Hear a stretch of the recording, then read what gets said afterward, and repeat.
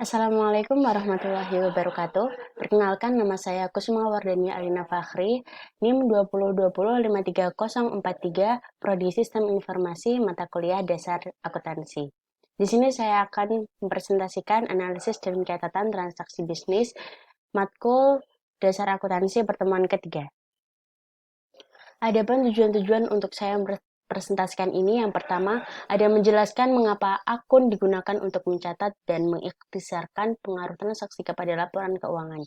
Yang kedua, menjelaskan karakteristik suatu akun. Yang ketiga, menjabarkan kaidah debit dan kredit cara serta saldo normal akun. Yang keempat, ada menganalisis dan mengikhtisarkan pengaruh transaksi terhadap laporan keuangan. Yang kelima, ada menyiapkan raca saldo dan menjelaskan penggunaannya untuk menemukan kesalahan. Yang keenam, menemukan kesalahan dalam pencatatan transaksi dan mengoreksinya.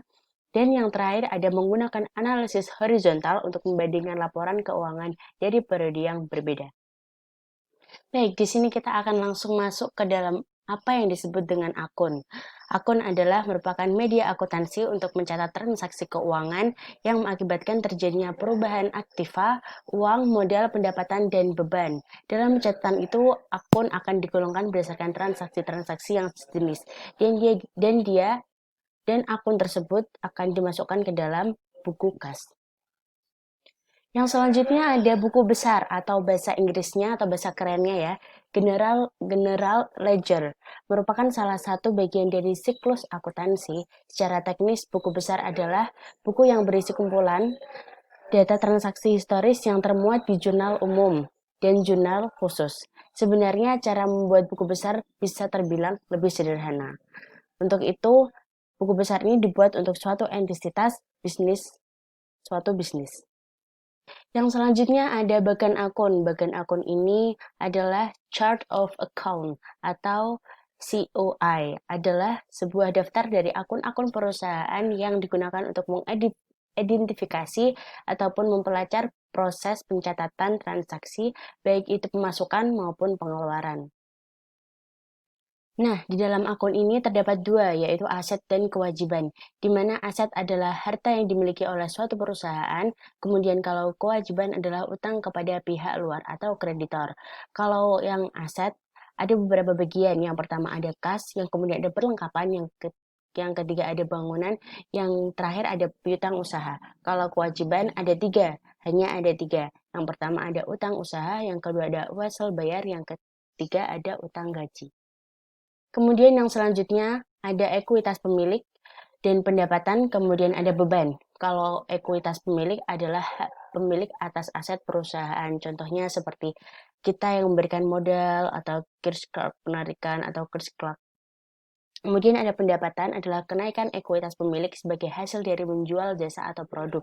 Pendapatan adalah harta yang kita dapatkan dari kita menjual suatu jasa atau produk. Kemudian ada beban. Beban adalah penggunaan aset atau jasa untuk menghasilkan pendapatan. Di suatu perusahaan, kita akan menggaji beberapa karyawan. Nah, itu yang disebutkan sebagai beban. Ada beban sewa, gaji, utilitas, dan lain-lain. Nah, untuk membantu Anda belajar, suatu akun dapat digambarkan menyerupai huruf T sebagai berikut ya. Akun T di sini disebutkan akun T suatu perusahaan. Kemudian kita bisa tuliskan di sisi kiri tulisan debit. Kemudian di sisi kanan ada kredit. Contohnya sebagai berikut. Ada kas, yang di sisi kiri adalah debit, yang di sisi kanan adalah kredit. Kemudian cara menyeimbangkan akun T. Pertama, jumlahkan sisi debit. Jumlahnya sekian ya. Kemudian jumlahkan sisi kredit. Jumlahnya sekian. Kekurangan total kredit dari debit untuk mendapatkan saldo akun. Kemudian kita masuk transaksi dan akun raca.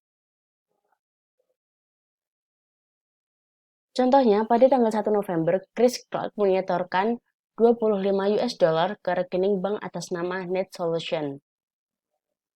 Kita masukkan tanggalnya, kita masukkan uraiannya, modal Chris Clark, kita masukkan debitnya, dan kita masukkan kreditnya. Nah, kemudian apabila kita pindah jurnal ini di buku besar, maka hasilnya akan tampak seperti ini ya. Kas, sini terdapat modalnya. Balance ya, 25, sama-sama 25 US dollar. Pada tanggal 5 November, Net Solution membeli tanah senilai 20 US dollar secara tunai.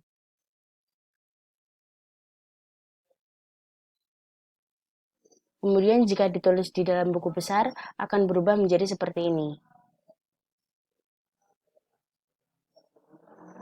Kemudian pada tanggal 10 November, Net Solution memberikan perlengkapan secara kredit senilai 1.350 US dollar. Kita bisa masukkan angkanya seperti ini ya. Kemudian kalau ditulis di buku besar akan berubah seperti ini.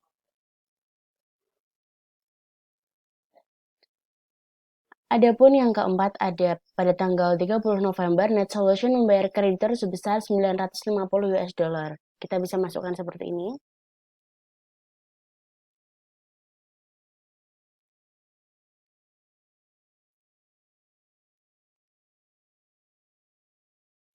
Nah, begitulah sekiranya contoh-contoh bagaimana kita memasukkan di buku.